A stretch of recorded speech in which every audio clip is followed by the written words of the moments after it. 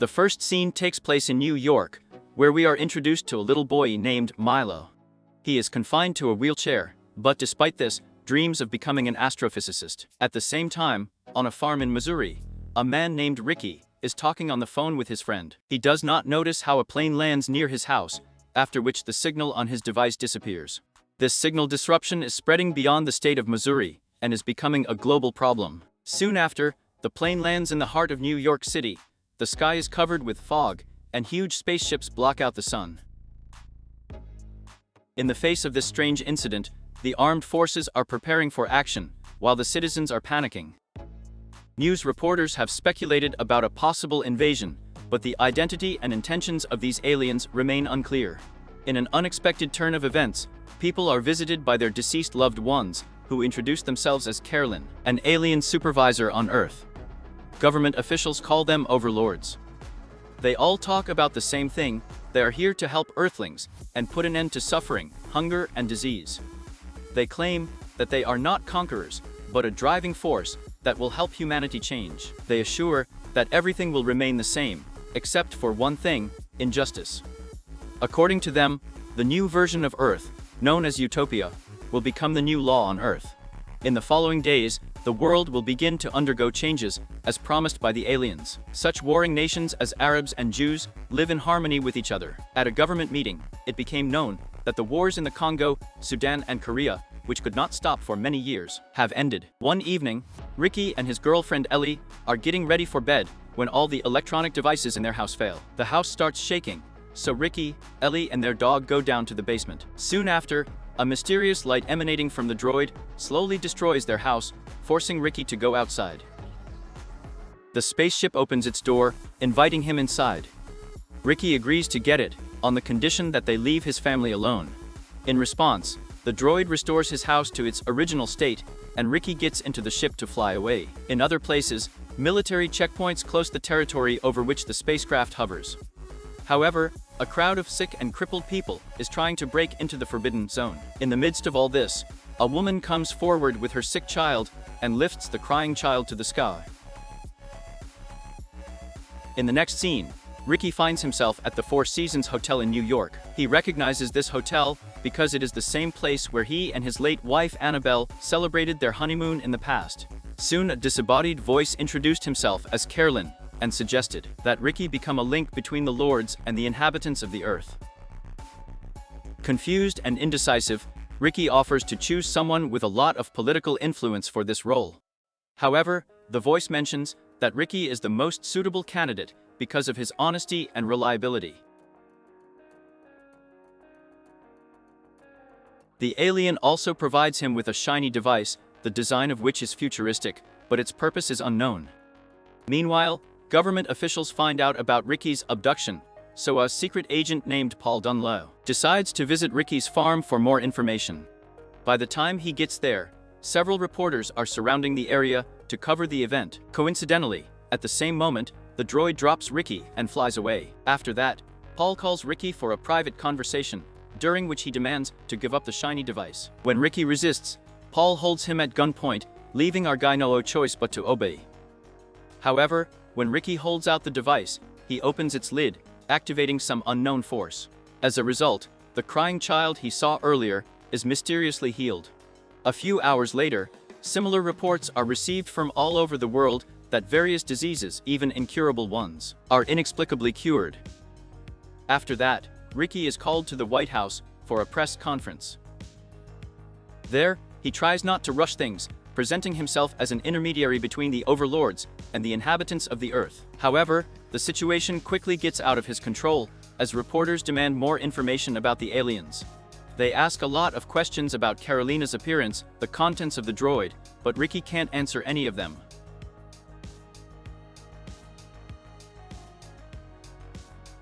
At the next meeting, Ricky asks Carolyn to reveal himself, but he claims that the world is not ready to see him yet. As the days pass, Ricky is called to numerous meetings to discuss the future of Earth. The information discussed at these meetings is then shared with the public through conferences. Ambitious goals are being set, including the eradication of poverty, disease, and the maintenance of global peace. In the midst of these events, Ellie learns that Annabelle has visited Ricky before, and the Four Seasons Hotel has sentimental value as a honeymoon suite. This discovery understandably upsets her, but despite her feelings, she assures Ricky of her continued support. In just 6 months, the overlords, with the help of Rika, have successfully rid the world of wars, hunger, and poverty. However, there is still a group of people who are hesitant to trust the aliens, suspecting ulterior motives such as invasion. The resistance movement known as the Freedom League, funded by media mogul Hugo Wainwright, is gaining a lot of followers. They begin to spread doubts about Carolyn's patronage, filling the streets with protests. Ricky passes this information to Carolyn and again tries to convince him to reveal himself. He claims that this will strengthen trust, but the alien continues to reject such requests. On the other hand, Mail is constantly collecting information about aliens and trying to understand how their era works. He uses his extraordinary intelligence to write an essay on the same topic, which earns him a full scholarship to a new school. According to his research, the overlords were 30,000 years ahead of the Earthlings. One evening, Mela witnesses his mother making a purchase from a local dealer and expresses dissatisfaction with the quality of the goods. When she asks for a refund, the dealer slaps her and pulls out a firearm. Mela intervenes and confronts the dealer, which leads to a fierce argument. As a result, the dealer shoots Maya in the chest, instantly killing him. But just a few seconds later, a ray of light falls from the sky, radiating a mysterious force. He instantly kills dealers, miraculously revives Maya. Maya not only comes back to life, but also acquires the ability to walk. In Missouri, Ricky have dinner together when the latter openly expresses his dissatisfaction with what is happening. She believes that aliens are playing with his mind, and that's why they don't let him forget his past. In this way, she tries to convince him not to continue working for the overlords. But despite her concerns, Ricky insists that it is his responsibility, as he sees himself working for the benefit of the whole world. In addition, Ellie is also sad that they can't have children, despite all their efforts. The reason for this, however, is unknown. Their conversation is suddenly interrupted by the barking of a dog. Ricky goes outside to check, but suddenly finds himself knocked down by some people. Some time later, he regains consciousness and discovers that he was abducted by the Freedom League militants. Then, Ricky is taken to a remote base under the supervision of Hugo. Upon arriving at a huge underground bunker, Hugo offers them to take back control of the overlords, destroying the positive changes they have brought to humanity. He also asks Ricky to join the Freedom League. Without knowing it, Carolyn broadcasts all their correspondence to the public. Ricky refuses to participate in such a terrible plan, which infuriates Hugo. On his orders, the League members take out pistols and shoot in his direction. But moments before the bullets reach him, the overlords stop time around Ricky and stop broadcasting.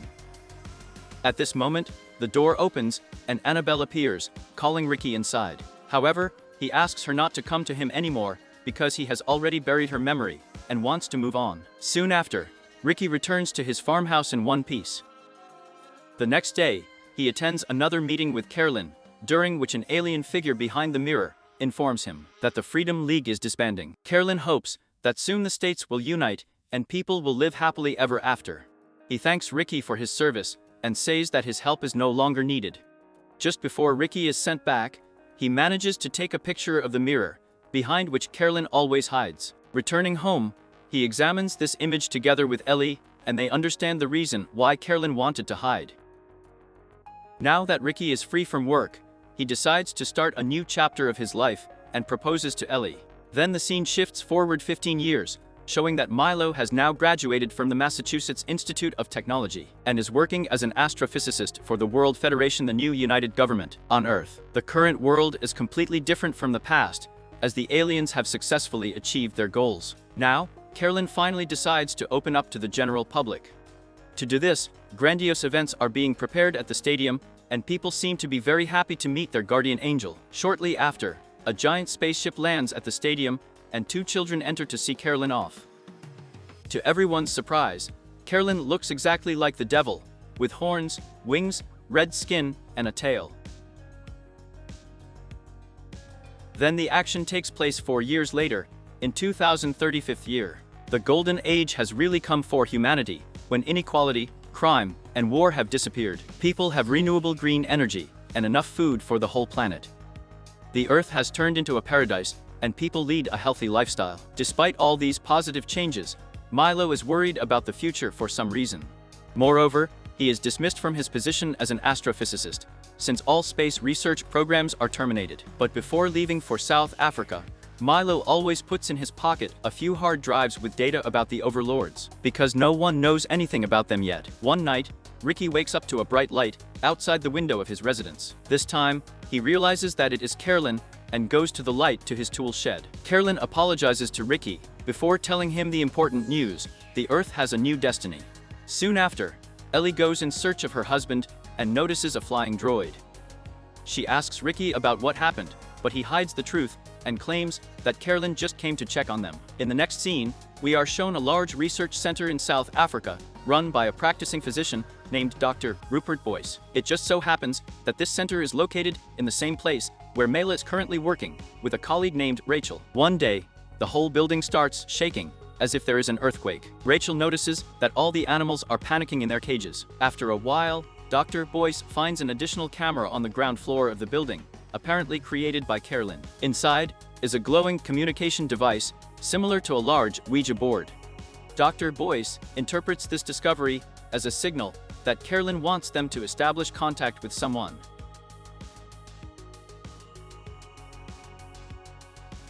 Later, Mela searches for Dr. Boyce and expresses her growing concern about the actions of the overlords. He mentions that he witnessed unusual behavior of wild animals in the laboratory. However, Dr. Boyce dismisses his concerns, as it seems he has something else on his mind. He leads Mile into a room filled with animal figurines, where he reveals that he helped the overlords capture various types of animals and send them to an alien planet. According to him, only one species is missing from their collection, Homo sapiens. Dr. Boyce hopes that the overlords will take him to their planet.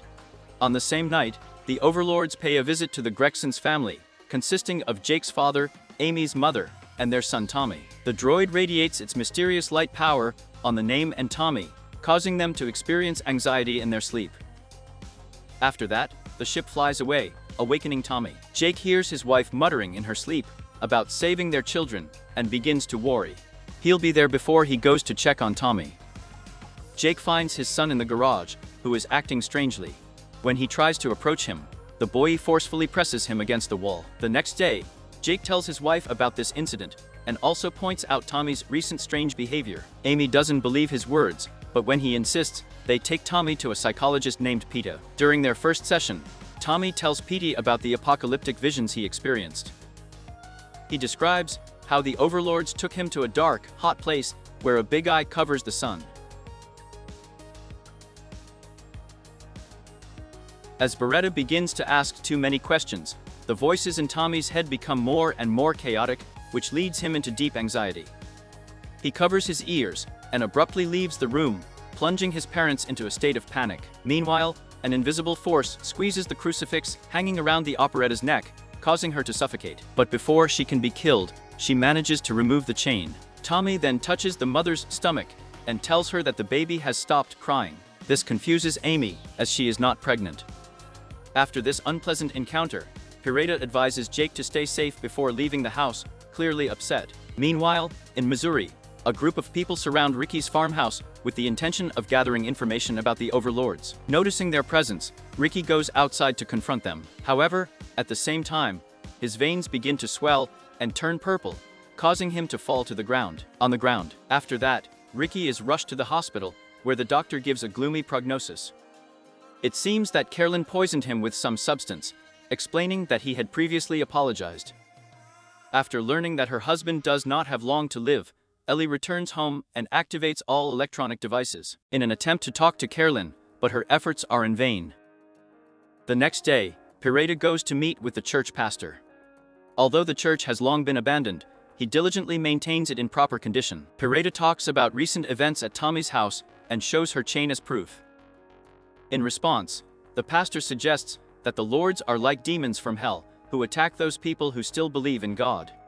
Despite these terrible circumstances, he urges Pirata not to lose hope.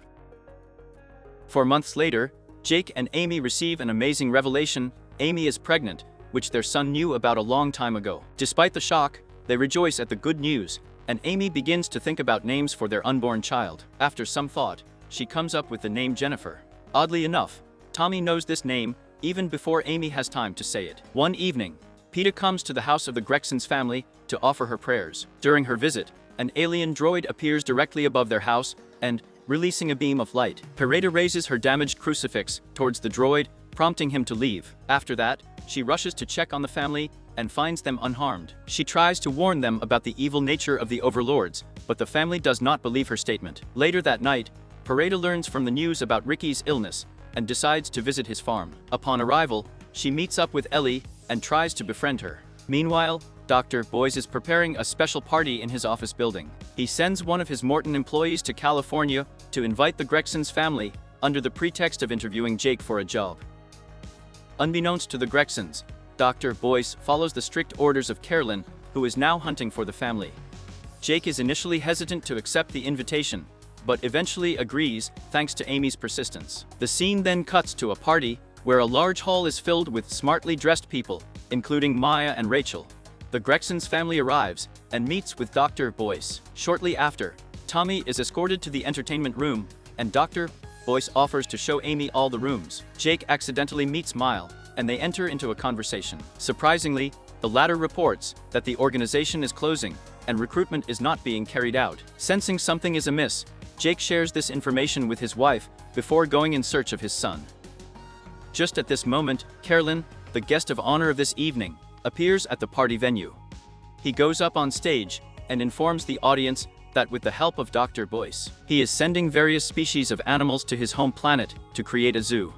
After a brief speech, Carolyn instructs Dr. Boyce to bring Amy to a room with a Ouija board for a private conversation. Once there, Carolyn puts Amy's hand on the board, which allows him to communicate with the unborn child inside her. Then, he sends a message to the heavens with a mysterious ray of light. Unable to understand what is happening, Dr. Boyce tries to pull Amy out of Carolyn's arms, but she suddenly throws him across the room.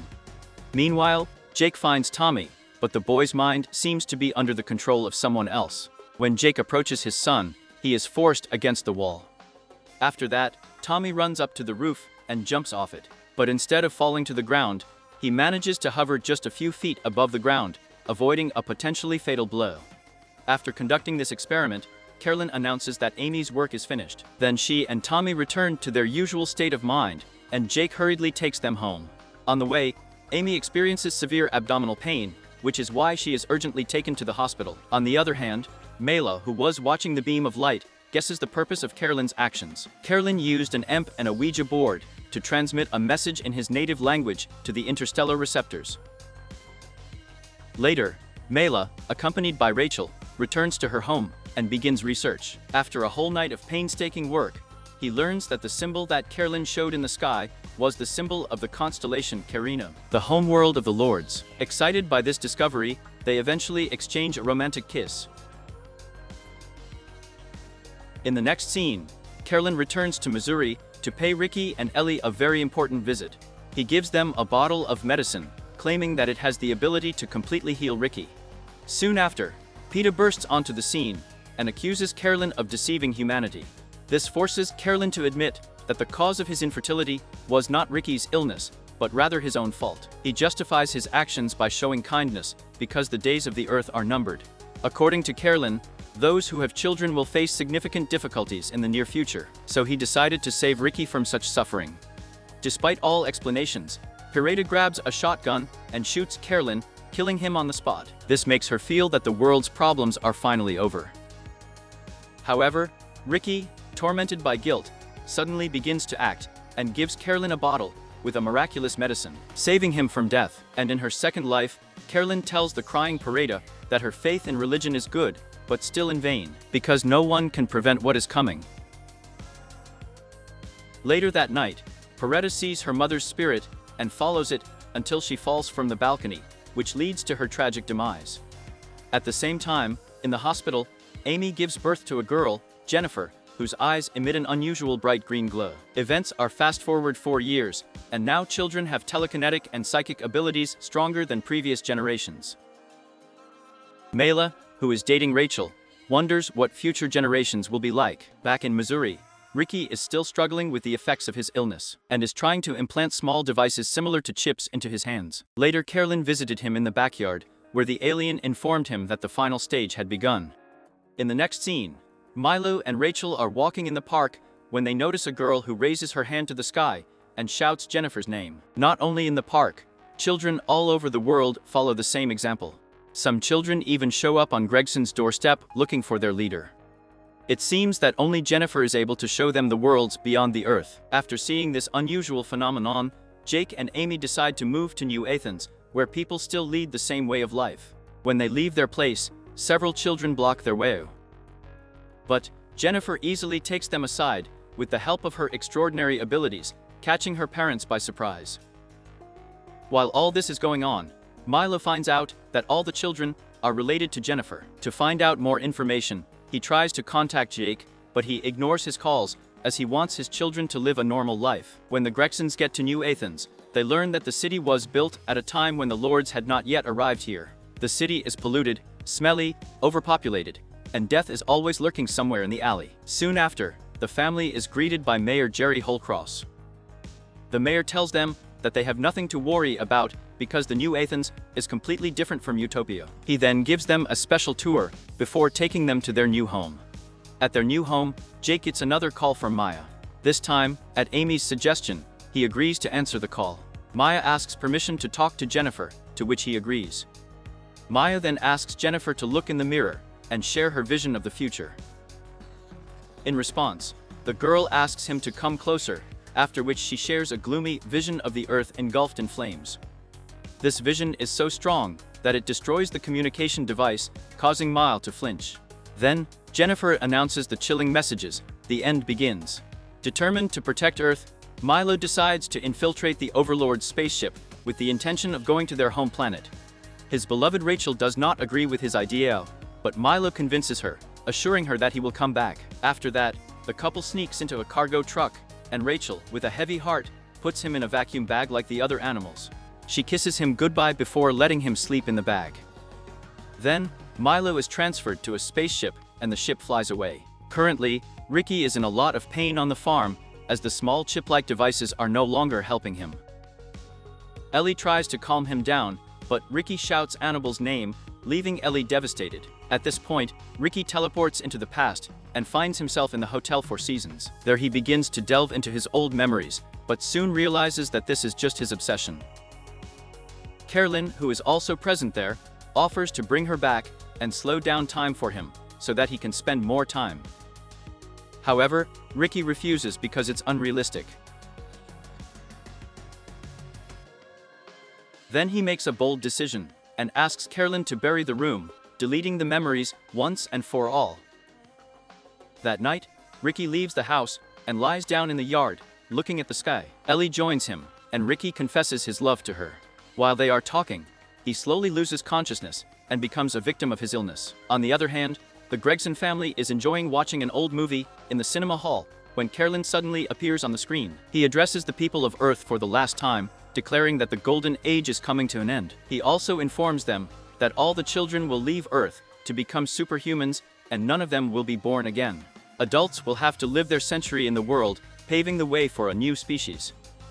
At this moment, a pregnant woman in the hospital is going crazy because her baby is missing. After that, Jennifer begins to float in the air and rushes to the sky, followed by all the other children on the planet. Parents can't believe what is happening and are screaming from the pain of separation. Jake and Amy hug their son and beg him to stay, to which the boy agrees. Then the three remaining Gregsons go in search of Mayor Jerry. They eventually find him in a church in the cemetery where his daughter is buried. There is a time bomb lying next to him, and he is about to blow up all New Athens. Jerry says that when their children were on Earth, they had hope, but now there is no point in living. Jake urges him not to lose hope and keep fighting, but the mayor doesn't listen to him. While they are talking, Amy realizes that Tommy is missing and goes in search of him. When she finds him, Tommy informs her that his extra time on Earth is over, and he has to join the rest of the children. Amy can't stop her son and watches with a heavy heart as he rises into the sky. Now that both of their children have disappeared from their lives, Amy joins Jake during his quarrel with Jerry. She tries to calm Jake down by remembering their past, how they met and fell in love with each other. Then the couple joined hands, and the bomb exploded, engulfing the entire city.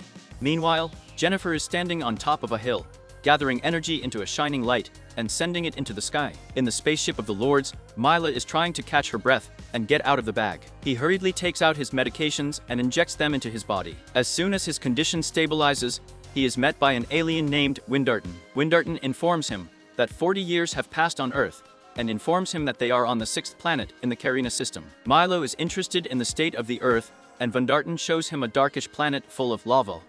Then, the alien tells that the future of the Earth was planned millennia ago by the Supermind, the Supreme Creator. Moreover, he explains that they simply go to the planets defined by the Supermind and follow his instructions to change them.